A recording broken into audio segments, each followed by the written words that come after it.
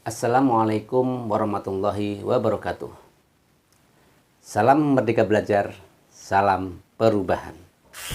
Pada video kali ini saya akan menunjukkan aksi nyata tentang budaya positif di sekolah.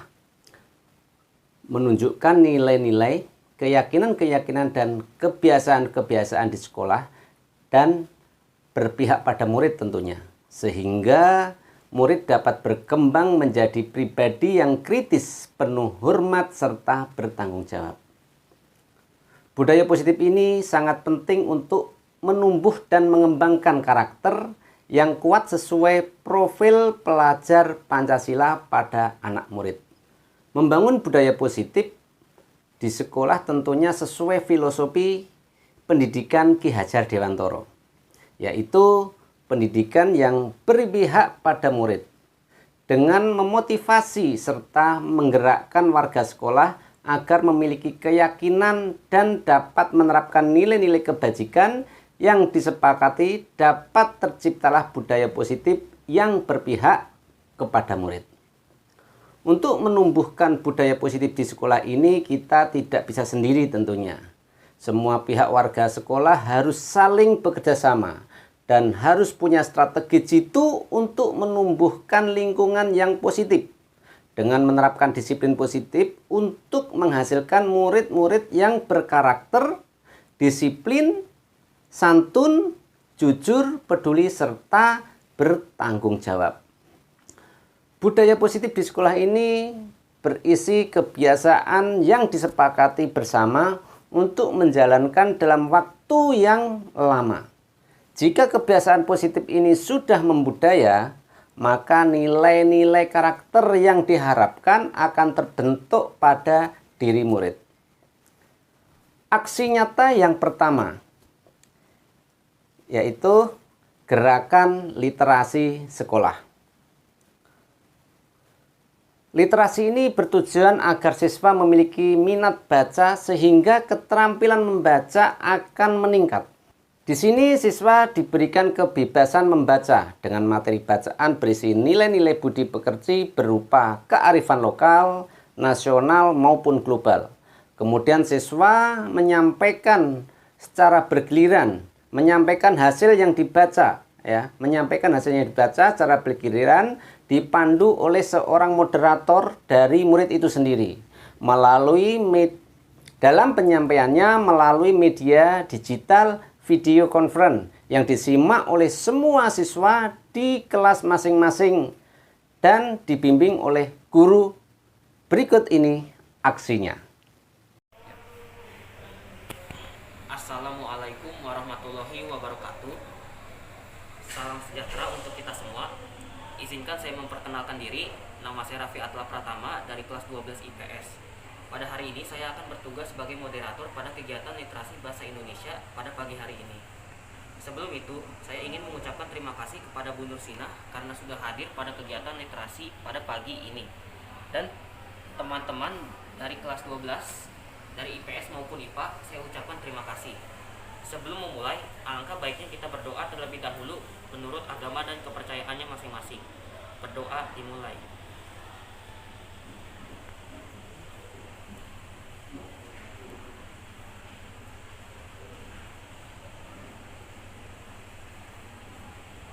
Doa selesai.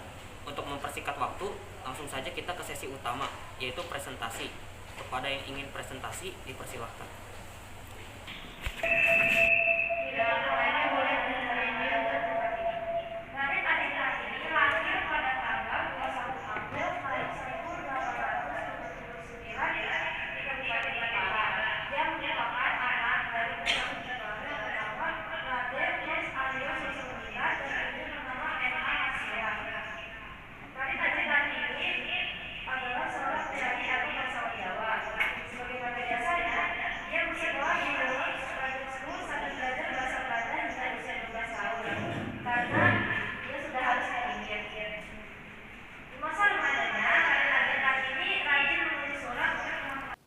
Demikian tadi aksi nyata gerakan literasi sekolah yang ada di sekolah saya. Kemudian Aksi nyata selanjutnya, kegiatan ekstrakurikuler dan pengembangan diri. Kegiatan ini bertujuan untuk mengembangkan minat dan bakat anak di sekolah. Saat terlibat dalam kegiatan ekstrakurikuler, siswa akan terbiasa melakukan berbagai macam kegiatan positif secara fisik maupun mental. Beberapa budaya positif ekstrakurikuler antara lain. Yang pertama adalah paduan suara. Kegiatan ini secara rutin sudah membudaya dari belajar nada dasar, kemudian nada 1, nada 2, nada 3, dan lain-lain. Kemudian ada voice magri. Nah, voice magri ini adalah kumpulan anak-anak yang hobinya bernyanyi. Di sini anak-anak belajar menyanyi solo dengan baik dan benar. Selanjutnya ada podcast, belajar berani berbicara di depan dengan percaya diri. Terus kemudian tata bahasa yang baik, belajar public speaking, dan lain-lain. Terus selanjutnya kewirausahaan atau SPW, Sekolah Pencetak Wirausaha. Nah, kegiatan ini dilaksanakan setiap hari Sabtu dan menjadi hari market day. Pada program ini dikolaborasi antara podcast, voice magri, dan kewirausahaan. Murid yang mendapatkan jatah berjualan secara bergiliran dan produk yang dijual pun berupa makanan, dan jenis makanannya yang dijual bebas murid menentukan. Ya, itu ditentukan secara kelompok. Murid bebas memilih mau menjual apa saja, ya, yang penting halal. Di saat anak-anak berjualan, murid lain dan guru-guru yang menjadi konsumennya. Kemudian ada tim podcast dan voice magri, ya, yang di situ tergabung membuat acara di tengah-tengah market day tersebut, ya, acara yang kemudian dipandu dari tim sukses sebagai MC, ya, kemudian dari tim voice semagri yang akan menghibur dengan nyanyian-nyanyian, ya. Berikut ini penampakan aksi nyatanya.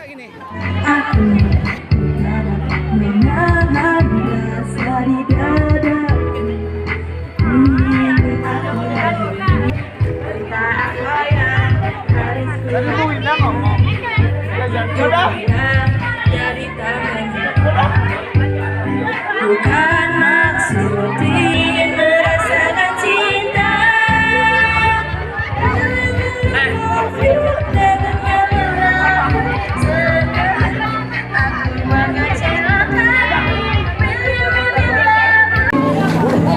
Ini jualan apa ini? Jualan pakai buah sama sosis telur. Oh, sosis. Sosis. Ini kelas berapa ini? Kelas berapa? Kelas IPS 2, Pak. Oh, 10 IPS 2. Jualan sosis. Lah ini bikin sendiri apa? Beli di mana ini? Ini Mesen terus dijual lagi ya? Iya. Ya, ini ibu kepala sekolah lagi beli juga. Oh, ntar saya beli. Nah, demikian tadi, ya, aksi nyata dari ekstrakurikuler dan pengembangan diri. Selanjutnya ada lagi ekstrakurikuler tari. Nah, di sini ada kumpulan anak-anak yang hobi menari. Nah, berikut ini aksi nyatanya.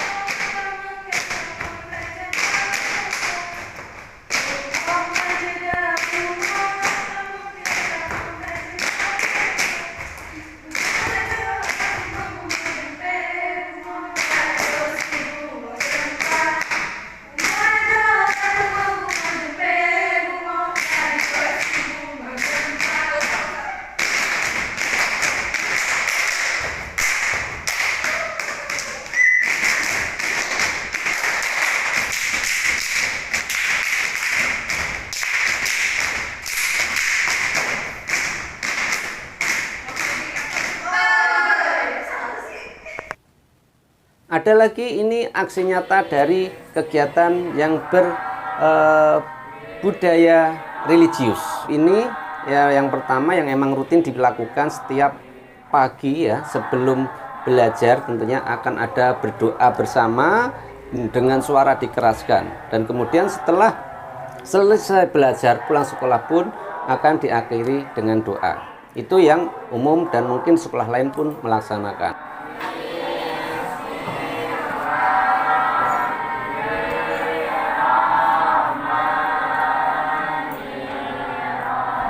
Terus kemudian ada kegiatan yang religius juga, yaitu ada Jumat berzikir, zikir pagi. Nah, di sini ada kadang temanya menentukan dari siswa itu. Tiap Jumat ditentukan temanya. Sebelum kegiatan dilaksanakan, panitia dari zikir Jumat pagi itu menyebar brosur digital, ya. Nah, kemudian untuk menentukan, menginfokan ke semua warga sekolah bahwa hari Jumat pagi ada kegiatan zikir pagi, yaitu ada kegiatan Jumat berzikir, mengetuk pintu langit. Berikut ini aksi nyatanya. Assalamualaikum warahmatullahi wabarakatuh.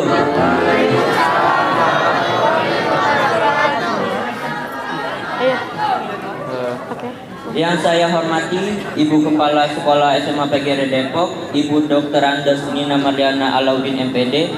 Yang saya hormati Ibu Tuti Mariati SSI MPD selaku Waka Kesiswaan SMA PGRI Depok, dan para hadirin teman-teman yang saya hormati.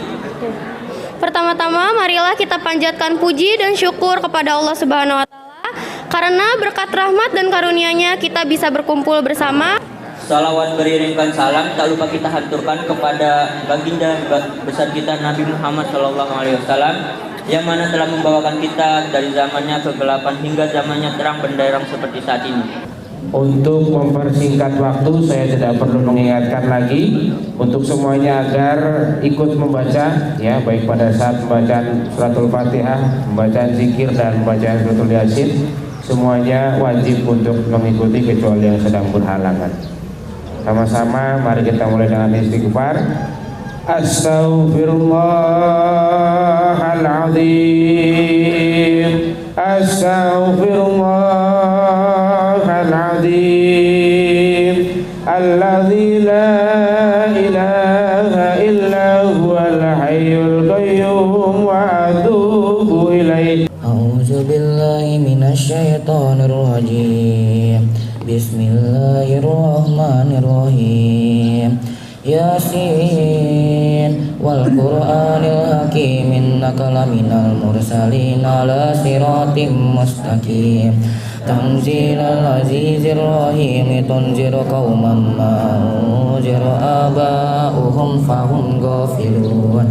Laqad haqqal qawlu ala aktsarihim fahum la yu'minun. Inna ja'alna fi a'naqihim aqlalan fayya ilal asqani fahum muqmahun.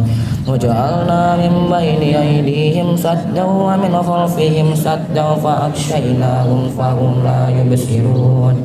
Wa sawa'un 'alaihim a'anzartahum am lam tunzirhum la yu'minun. Innama tunziru man ittaba'a az-zikra wa khashiya ar-rahmana bil ghaib fabashshirhu bimaghfiratin wa ajrin karim. Inna nahnu nuhyil mauta wa naktubu ma qaddamu wa asarahum wa kulla shay'in ahsaynahu fi imamin mubin. Demikian tadi ada aksi nyata yang telah kita laksanakan di sekolah kami, dan masih banyak lagi aksi nyata yang lain tentang budaya positif. Dalam menciptakan budaya sekolah yang positif, ada beberapa upaya yang harus dilakukan oleh para guru, antara lain memahami kebutuhan dasar yang mendasari perilaku murid. Kita ingat salah satu kutipan Ki Hajar Dewantara yang menyatakan hubungan seorang petani dan tumbuh-tumbuhan. Seorang petani pada hakikatnya sama kewajibannya dengan seorang pendidik. Misalnya, petani yang menanam padi. Petani yang menanam padi hanya dapat menuntun tumbuhnya padi. Ia dapat memperbaiki kondisi tanah, memelihara tanaman padi, memberi pupuk dan air, membasmi ulat-ulat atau jamur-jamur yang mengganggu hidup tanaman padi, dan lain sebagainya. Ketika guru memahami kebutuhan yang mendasar perilaku murid dan guru berusaha menuntun dan memenuhi kebutuhan secara positif, pada hakikatnya guru tersebut ibarat seorang petani yang sedang memahami kebutuhan masing-masing tanaman dan berusaha memenuhi kebutuhan tanaman tersebut agar tanaman tersebut tumbuh dengan subur dan maksimal. Ada 5 kebutuhan dasar manusia, antara lain kebutuhan dasar untuk bertahan hidup atau survival. Kebutuhan yang bersifat fisiologis untuk bertahan hidup misalkan kesehatan, tempat tinggal, dan makanan. Kebutuhan merasa aman juga termasuk dalam kebutuhan ini. Jadi harus dipastikan di sekolah jangan ada bullying, baik kepada siswa ke temannya, kemudian guru ke siswanya maupun sebaliknya. Agar murid dapat berkonsentrasi belajar dengan baik, maka kebutuhan akan sandang, pangan, papan maupun keamanan harus terpenuhi. Bagaimana mungkin murid dalam keadaan lapar itu bisa berkonsentrasi? Misalkan rumah dalam keadaan tergenang air dalam kebanjiran, mereka pun tidak akan bisa berkonsentrasi untuk belajar. Selanjutnya, kebutuhan akan kasih sayang dan rasa diterima, love and belonging.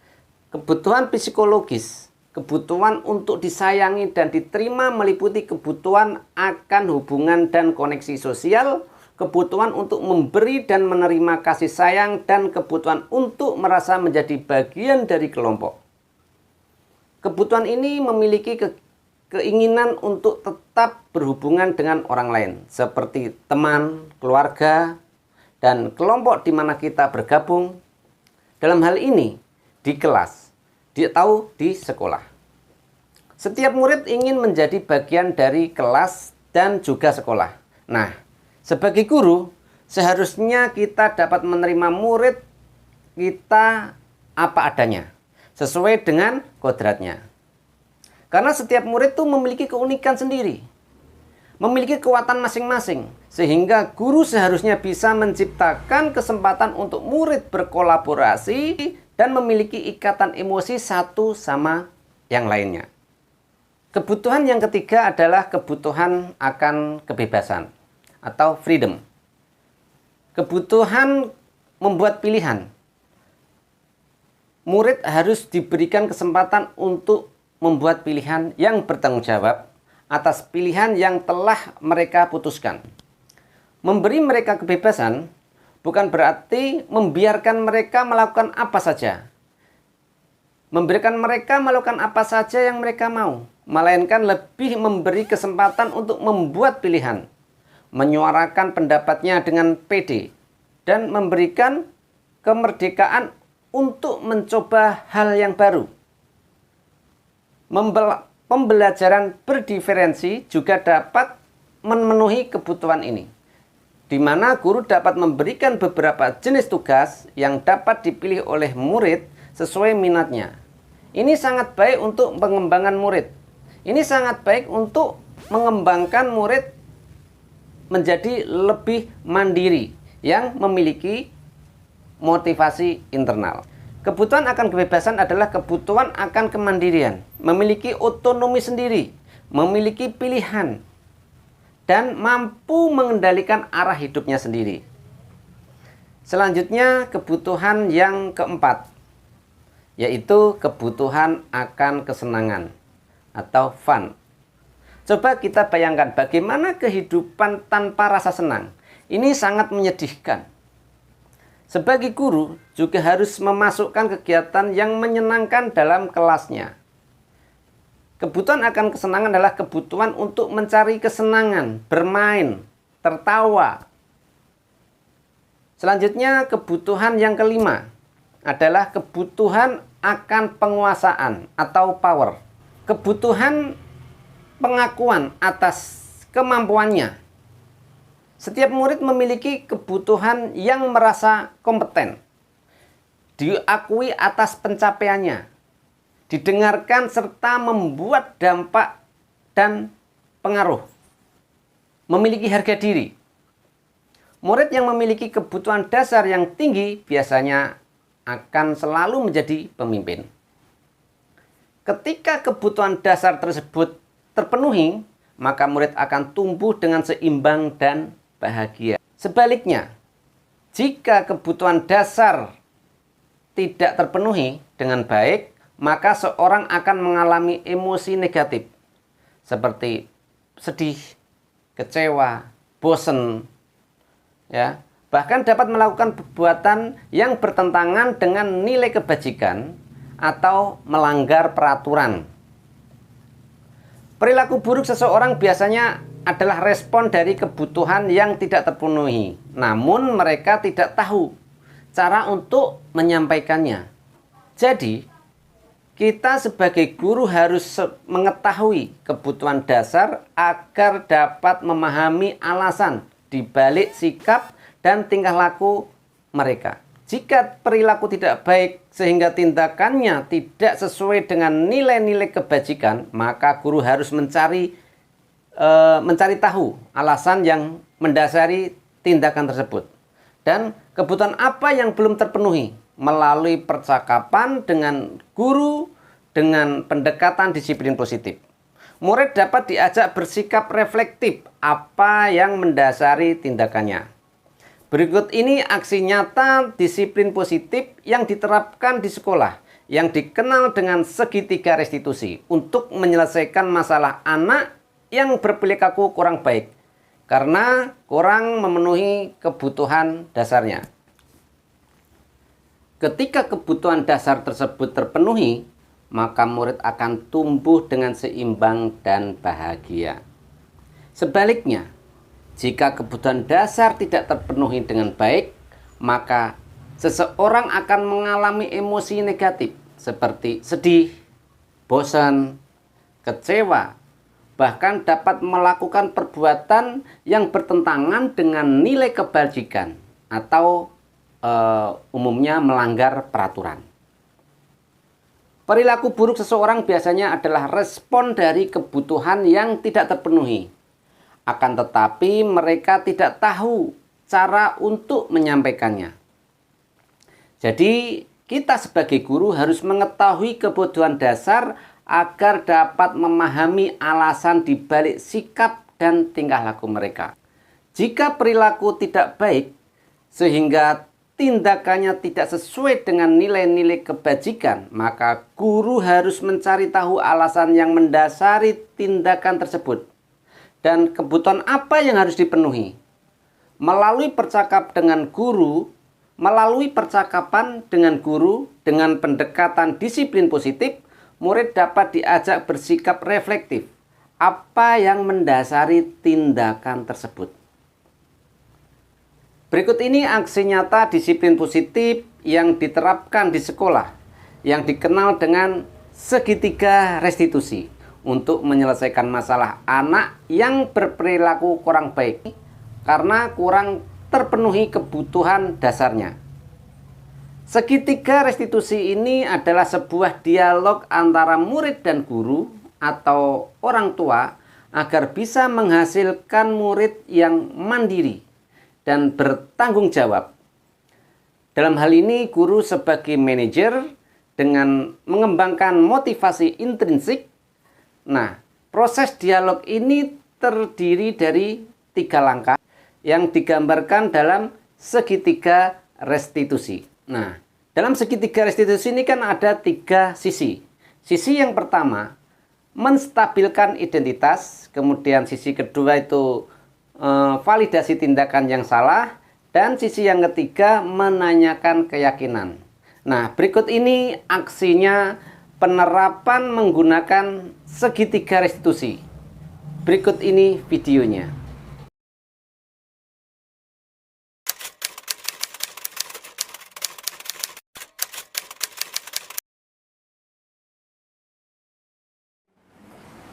Sini Dimas. Ya, Assalamualaikum, duduk. Pak. Waalaikumsalam warahmatullahi wabarakatuh. Izin duduk. Ya, duduk. Ya. Gimana kabar? Sehat? Alhamdulillah Pak, sehat saya. Kamu tahu kenapa Bapak panggil kemari? Tahu Pak, saya tadi terlambat. Setiap orang itu pernah lah melakukan kesalahan. Kamu bukan satu-satunya anak yang melakukan kesalahan ini. Jadi Bapak dulu juga pernah seperti kamu ya, karena bangun kesiangan, telat sekolah. Tapi kalau dulu Bapak dihukum, suruh hormat bendera gitu. Makanya dan pada dalam hati Bapak kemudian berjanji tidak mau terlambat lagi. Terus kemudian mengubah pola untuk tidur lebih awal. Bapak pengen tahu nih kenapa alasan kamu terlambat. Akhir-akhir ini Bapak dengar kamu sering terlambat sekolah. Iya Pak, sering. Bapak tidak akan menghukum. Kamu punya alasan tentunya. Iya Pak. Kenapa itu? Jadi saya bangun kesiangan Pak.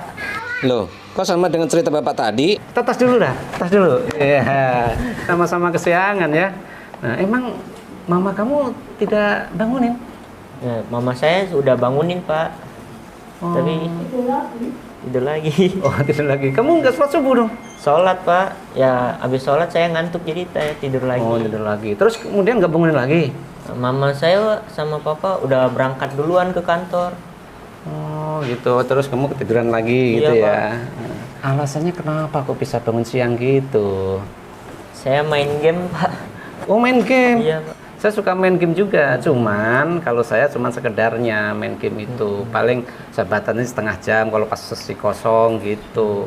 Nah, kamu emang main gamenya sampai jam berapa kok bisa kesiangan? Saya main gamenya sampai jam 1 malam Pak, jam 1 pagi. Jam 1 pagi. Iya, begadang. Oh, Nepus rank. main push rank. Wah, boleh kali-kali nanti kita main bareng ya? Boleh Pak, boleh. Iya. Nah, kira-kira kamu akan mengubah pola itu enggak atau mau tetap masih mau main game sampai malam gitu? Saya pengen berubah aja Pak. Nggak terlalu mau main game lagi. Oh gitu.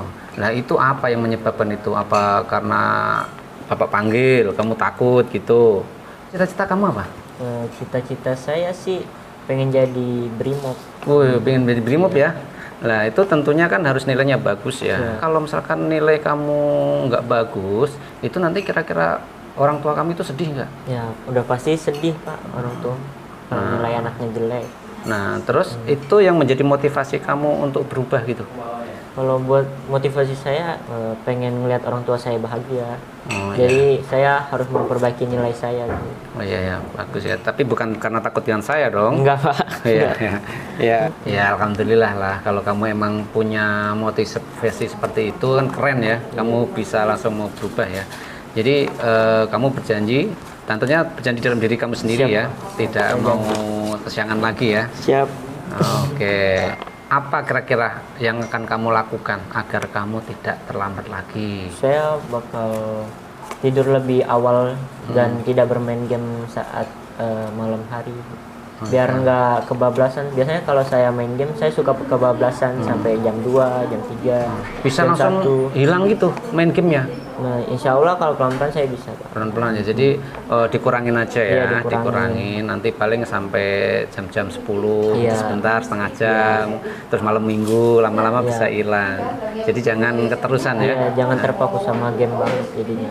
Oke, luar biasa ya, moga-mogaan kamu bisa tercapai lah cita-cita kamu. Amin, amin. Nah, bisa berubah untuk tidak kesiangan lagi paling tidak ya. Jadi itu kan komitmen dari diri kamu. Saya hargai usaha kamu, semoga apa-apa yang kamu inginkan terlaksana gitu ya, dan bisa benar-benar disiplin lagi gitu. Iya Pak, siap. Oke. Saya minta maaf ya Pak, saya nggak disiplin karena terlambat, maaf.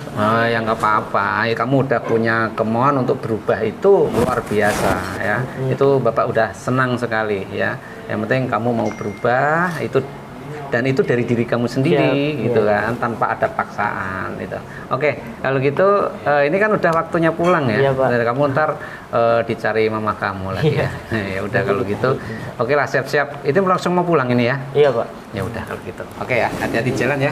Demikian tadi videonya. Mari kita ulas tentang 3 sisi segitiga restitusi tadi.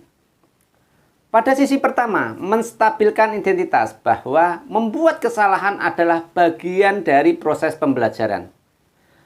Menggeser identitas murid dari gagal ke identitas sukses.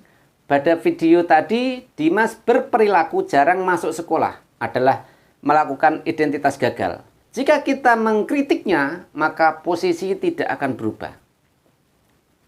Kemudian pada sisi kedua adalah validasi tindakan yang salah. Jadi setiap tindakan memenuhi kebutuhan tertentu.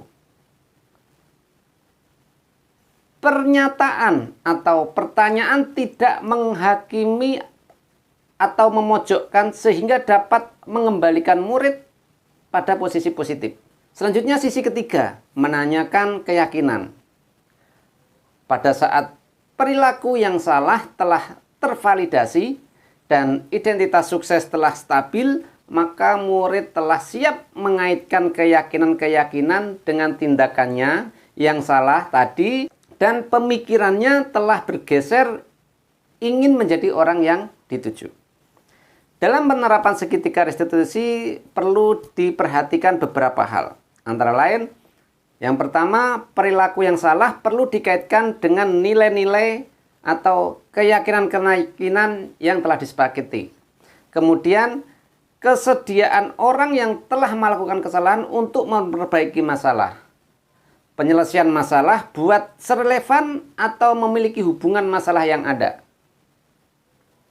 Kemudian perlu adanya usaha perbaikan dari pihak yang melakukan kesalahan. Kemudian perlu didedikasikan waktu yang berbuat kesalahan. Kapan waktu untuk memperbaiki masalah tersebut? Dalam penyelesaian masalah tidak harus kesemuanya menggunakan ketiga sisi, tergantung besar atau kecilnya masalah. Jika masalah ringan, bisa saja langsung menanyakan keyakinan-keyakinan. Keyakinan apa yang telah dilanggar misalkan. Dalam menjalankan disiplin positif restitusi ini, salah satu program yang dikembangkan adalah 5 posisi kontrol. 5 posisi kontrol ini antara lain, yang pertama posisi menghukum. Jadi posisi menghukum ini akan cenderung memberontak, menyimpan dendam. Dalam menghukum ini bisa menggunakan hukuman fisik maupun verbal. Jadi orang yang menjalankan posisi ini, menghukum biasanya bernada tinggi. Bahasa tubuhnya mata melotot gitu kan. Terus kemudian ada jari menunjuk dan menghardik. Kemudian yang kedua, pembuat merasa bersalah. Pembuat merasa bersalah akan menggunakan keheningan yang membuat orang lain merasa tidak nyaman, merasa bersalah atau rendah diri.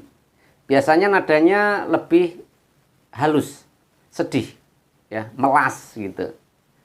Bahasa tubuhnya merapat pada agak lesu gitu. Kemudian yang posisi kontrol yang ketiga adalah pemantau. Pemantau berarti mengawasi, yang bertanggung jawab atas orang-orang yang diawasi. Posisi pemantau berdasar pada peraturan-peraturan atau dia mengacu pada peraturan, konsekuensi. Posisi kontrol yang keempat itu teman, sebagai teman.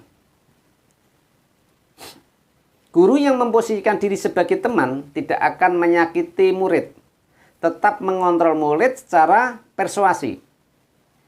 Biasanya nadanya lebih ramah, akrab. Ini akan membuat murid senang dan akrab dengan guru. Hanya saja negatifnya ini menjadi tidak baik. Karena apa? Murid itu akan selalu bergantung, akan mengandalkan guru tersebut. Kalau ada masalah akan mencari guru tersebut untuk diandalkan. Kemudian posisi yang terakhir, yang kelima, posisi kontrol, yaitu sebagai manajer, di mana guru berbuat sesuatu bersama dengan murid, mempersilahkan murid mempertanggungjawabkan perilakunya, mendukung murid agar dapat menemukan solusi atas permasalahannya sendiri. Nadanya lebih tulus, bahasa tubuhnya tidak kaku, seorang manajer gitu, mendekat ke murid. Tujuan akhir dari 5 posisi kontrol tersebut adalah pencapaian posisi manajer. Karena murid dapat menjadi pribadi yang mandiri, merdeka, dan bertanggung jawab atas segala perilaku dan sikapnya, yang pada akhirnya dapat menciptakan lingkungan yang positif, nyaman, dan aman. Demikian tadi tayangan aksi nyata dan sedikit penjelasan tentang budaya positif. Semoga setelah menonton video ini dapat membawa dampak positif dan membawa perubahan baik bagi lingkungannya, baik di lingkungan sekolah maupun lingkungan di luar sekolah. Kurang lebihnya saya mohon maaf. Salam merdeka belajar, salam perubahan. Wassalamualaikum warahmatullahi wabarakatuh.